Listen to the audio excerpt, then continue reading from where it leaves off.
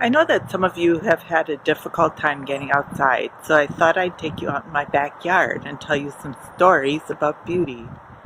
First, I wanted to show you my neighbor's willow tree. The majesty of this graceful tree somehow reminds me of Psalm 121, and lifting up my eyes in awe of something so worthy of notice. Hills, mountains, large trees, beautiful flowers.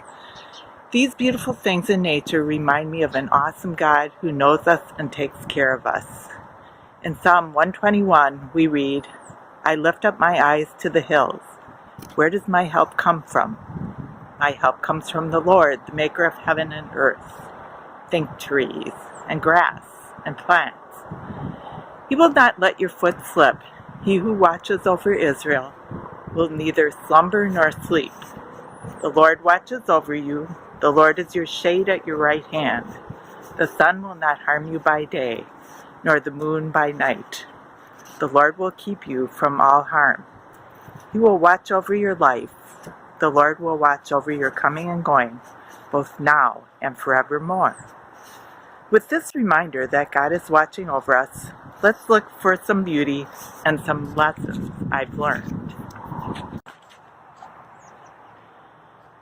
Notice the pile of logs in this corner of my yard. That was an ash tree that gave us wonderful shade and a refuge from the relentless summer sun. Hostas grow pretty well in the shade, so that's what I originally planted under the ash tree.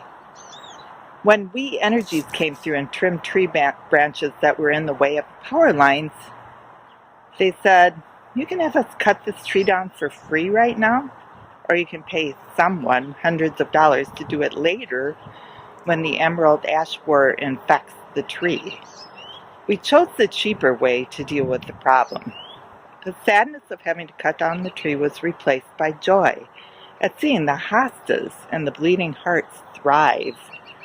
By changing a shady spot to one filled with sunshine, both the hostas and the bleeding hearts grew even bigger. The hostas grew flowers. Change brought even more beauty. The second thing I want to show you is my poppy plant. I've always loved poppy flowers and have planted them at every house we've lived in, and sometimes in several places in each of our yards. I probably have planted 10 poppy plants in various places over the years. Until I planted this one, none of them lived long enough to flower. This is the third year I will have poppy flowers, finally. There is beauty in perseverance. Perseverance brought beauty. Last, I want to show you this area of my yard that's a work in progress. The first few years we lived in this house, we had a dog. Previous owners had planted special lily plants that bloomed in this spot, so I tried to add to the collection, but our dog managed to get tangled in them or lie down in them just as they flowered. One day our 18-year-old dog died, and I kept adding to the lily garden. Different kinds, different colors of flowers. The first summer they were beautiful. That next summer I went to add more plants, and not a lily was left in the ground. The chipmunks had eaten every last bulb. The beauty of this area in my yard will happen sometime in the future, and I will have to remember what I learned about perseverance. The future will bring beauty. Remember Psalm 121? God is watching over us. He will create beauty in our lives in different ways and at different times.